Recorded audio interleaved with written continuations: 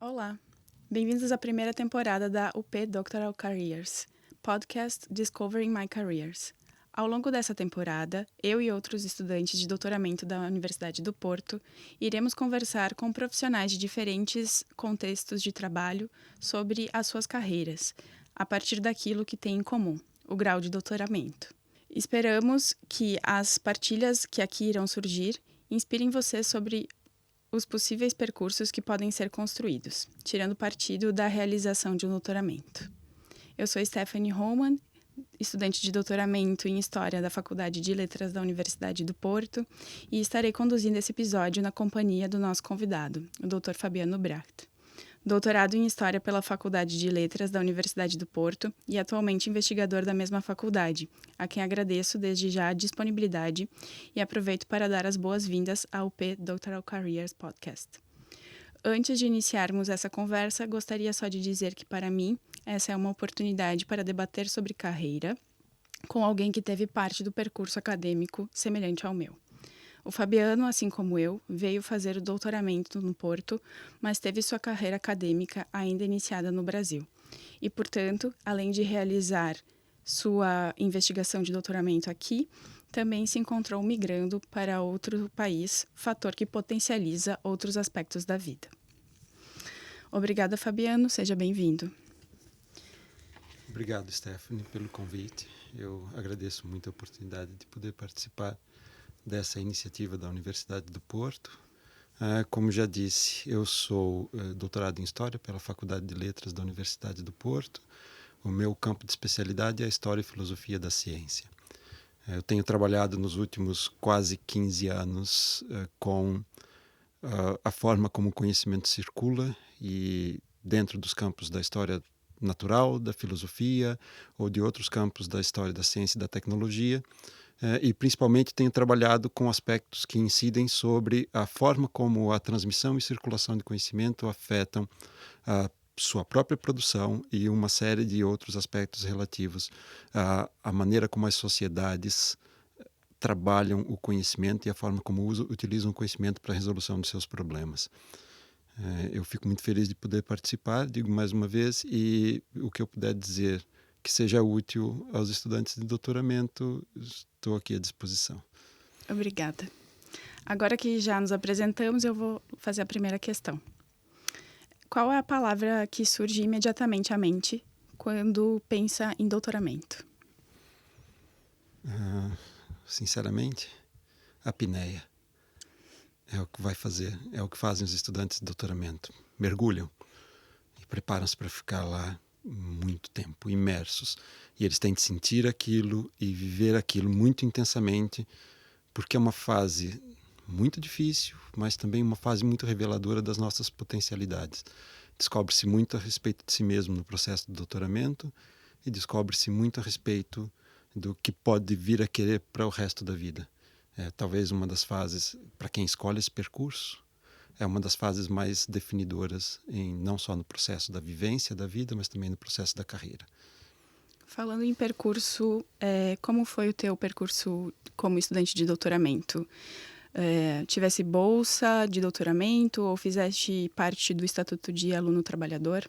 Eu fiz parte do mundo que não existe mais. Eu tive uma bolsa de doutoramento plena no exterior da CAPES, que é a antiga agência antiga. A CAPES ainda existe, esperamos que venha voltar a existir um dia da forma como já foi, mas naquela época havia muitos recursos disponíveis para estudantes que quisessem passar todo o período fora. E eu candidatei minha bolsa num processo seletivo muito difícil e tive aqui, ao longo dos 4 anos em que fui bolseiro, uma existência, pelo menos em termos financeiros, muito pacífica, que não é a realidade da maior parte dos estudantes de doutoramento.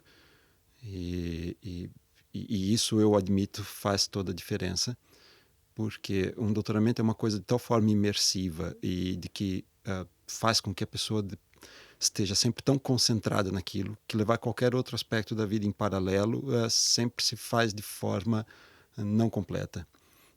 O estudante de doutoramento, por definição, depois de algum período, acaba por se tornar um excêntrico, primeiro por estar envolvido dentro do seu próprio mundo Depois, por estar tão envolvido dentro do seu próprio mundo, que pensa que tudo que ele estuda é banal, e depois a última fase é achar-se um impostor e achar que tudo que fez não vale de absolutamente nada. Passar por tudo isso sem suporte financeiro é muito difícil. Então, os que fazem e os que têm de trabalhar e fazer doutoramento têm minha profunda admiração. Felizmente, não tive de fazer isso. Pode falar um pouco mais sobre esse processo de candidatura da CAPES, como ocorreu e se por acaso teve que fazer também a validação do diploma aqui em Portugal? Não, para esse processo não é necessário. A validação do diploma em Portugal é necessária para aqueles que pleiteiam uma bolsa da FCT. O que eu tive de fazer foi o processo inverso, quando voltei ao Brasil, e por obrigações contratuais da CAPES, ao final do doutorado voltei ao Brasil. E aí tive de fazer a validação do meu diploma lá, mas como existem muitos acordos bilaterais, isso foi razoavelmente fácil.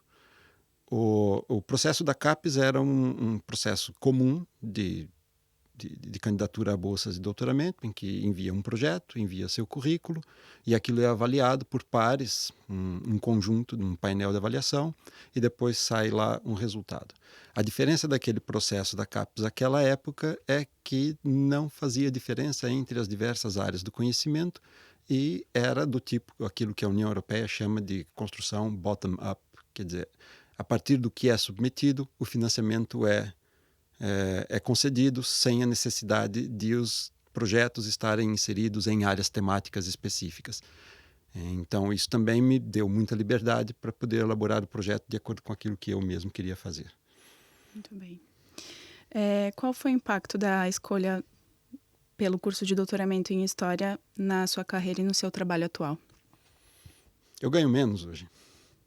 Eu ganhava muito mais antes de ter um doutoramento. Eu era professor num curso pré-vestibular, não tinha boa qualidade de vida, dava 70 horas aulas por semana e ganhava quase o dobro do que ganho hoje. Mas não vivia muito pouco e não estava satisfeito, porque aquilo não me desafiava, e eu sou movido ao desafio. Também há uma componente familiar. Na minha família são todos acadêmicos, dos dois lados, do lado da minha mãe, do lado do meu pai, e esse foi um norte que sempre tive. Num determinado momento, eu já era professor há bastante tempo, já dava muitas aulas e tinha uma situação financeira muito estabilizada, mas não me sentia completo. A minha mulher, que vinha fazer o doutoramento e queria fazer o doutoramento, já na época éramos casados há um tempo, e a minha mãe um dia convenceram-me, larga tudo e vai fazer mestrado. Fui fazer mestrado e meus ganhos reduziram-se a 10% do que eu ganhava. Depois, com o doutoramento, meus ganhos subiram com a bolsa de doutoramento, meus ganhos subiram a 30% ou 40% do que eu ganhava, e hoje, doutorado, eu ganho 70% do que ganhava antes.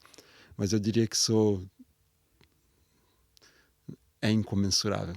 Sou incomensuravelmente mais feliz. Porque sinto-me muito mais completo agora. Que bom. Falando desse processo que tu tiveste bolsa da CAPES, e já apontando para esses dois mundos nos quais tu circulou durante o doutoramento, como foi o processo de transição para a vida profissional após o doutoramento? E se esse processo ele teve uma influência por tu seres estudante internacional aqui no Porto? Esse processo foi feito em 2 etapas. Eu, logo que acabei o doutoramento, como já disse, por questões contratuais da CAPES, voltei ao Brasil, eu e minha mulher. Eu vou dizer isso porque fizemos o processo todo e o percurso todo juntos, e inclusive com os mesmos financiamentos.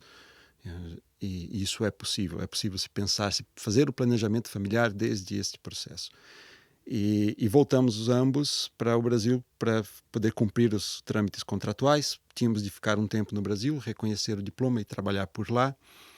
E tínhamos a clareza de que o nosso percurso era ainda dentro da academia. Aliás, o que é um pouco mais comum em estudantes da área de história, em que o percurso mais habitual é o percurso acadêmico. O que não impede que haja outras variáveis. E como sabíamos disso, a primeira coisa que fizemos, e isso já é um processo dentro de um estágio profissional, concorremos a uma bolsa de pós-doutoramento em São Paulo, na Universidade de São Paulo, fomos aprovados, eu fui aprovado. Depois concorri a um financiamento para fazer um estágio pós-doutoral no Canadá, e isso deu-me algumas ferramentas que depois me proporcionaram a volta a Portugal, porque foi uma oportunidade que surgiu. Esse período de transição, ele é sempre feito à medida, entre o estudante e o profissional, ele é sempre feito à medida também em que surgem as oportunidades. E a nós e a mim, naquela época, surgiram oportunidades muito claras de permanecer na academia. Isso não era claro logo no início. Era algo que ainda estava em aberto, embora fosse o meu desejo permanecer na academia, estive sempre aberto a muitas outras possibilidades.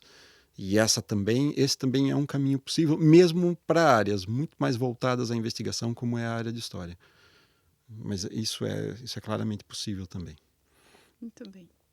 E de que forma considera que teu papel como investigador impactou ou influenciou alguns estudantes de doutoramento ou promoveu o conhecimento e aproximação a outros contextos profissionais para além da academia? Essa é uma resposta que eu dou também em duas dimensões.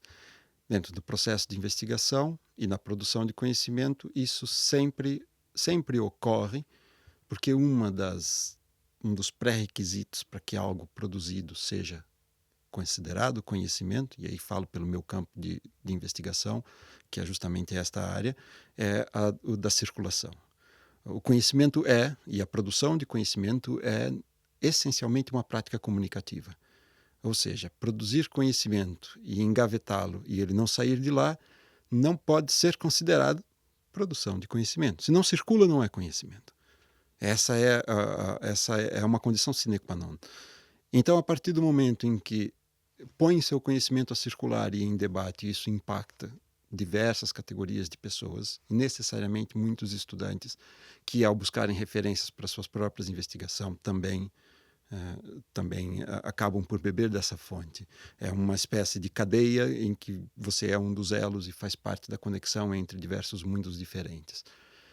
Depois há sempre a participação nos cursos de licenciatura, nos cursos de doutoramento, com orientações em que você pode mais diretamente atuar e colaborar com pessoas que estão ainda em formação. A outra dimensão é porque eu tenho sorte de viver uma vida dupla. Eu, além de investigador da Faculdade de Letras e do CITSEM, também trabalho num gabinete chamado REMA, que é o Research Management and Science Communication Hub, que é responsável, entre outras coisas, pela extensão da ciência que se faz na Faculdade de Letras para além dos muros da universidade e da faculdade, e a conexão com diversos outros atores e componentes do tecido social.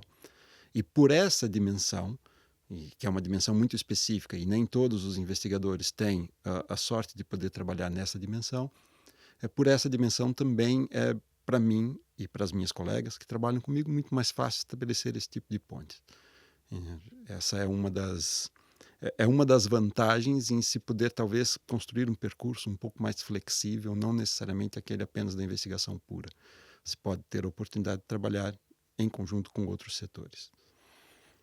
Perfeito. E para terminar, qual sugestões darias aos atuais ou futuros estudantes e recém-doutorados que estão nos acompanhando como preparação para a entrada no mercado de trabalho? Talvez o de que procurem, na sua grande imersão, adquirir o máximo de competências que for possível. Tentar fazer coisas que vão muito além e, claro, sempre conectadas ao seu trabalho. Nunca sempre sem perder o norte, que é o trabalho acadêmico que tem de desenvolver e o compromisso que tem com o doutoramento, mas procurar envolver-se em atividades que são muito mais diversas e que te acrescentam competências diferentes. Um exemplo bastante claro é esse de participação nesta iniciativa desses podcasts. Sempre há aqui o adquirir ferramentas que podem ser úteis em outras dimensões. A organização de conferências. A organização de uma conferência permite, e participar da organização de conferências, permite ao estudante de doutoramento que entre em contato com questões administrativas, de gestão de recursos humanos e uma série de outras componentes que, no universo do trabalho, podem servir como uma expertise adquirida e que lhe pode conferir vantagens. Há um tempo atrás, ouvi do coordenador de um dos projetos que trabalho lá em Lisboa, é um projeto financiado pelo European Research Council, E ele disse a todos os estudantes, mas nós estávamos lá para ouvir também, que ninguém mais quer saber de acadêmicos que só escrevem papers. As pessoas querem saber de pessoas que têm ferramentas diversificadas e que aí são capazes de demonstrar habilidades diversificadas e que podem resolver problemas os mais diferentes possíveis. Pode parecer uma conversa meio neoliberal, mas é isso. Muito bem. Obrigada. Terminamos assim esse episódio do Discovering My Careers. A quem nos estiver ouvindo, agradecemos o interesse e convidamos a ouvir em breve o próximo episódio. Até lá, para apoiar o processo de exploração das suas carreiras, sugerimos que explorem os recursos da plataforma UP Doctoral Careers e que recorram sempre que necessário aos serviços de carreira e empregabilidade das respectivas faculdades e da Universidade do Porto. Termino esse episódio agradecendo à equipa da Inovação Educativa pelo apoio técnico com a gravação desse episódio e à equipa da UP Doctoral Careers pela experiência de conhecer e partilhar a história de um percurso vivido com o doutoramento. Até breve.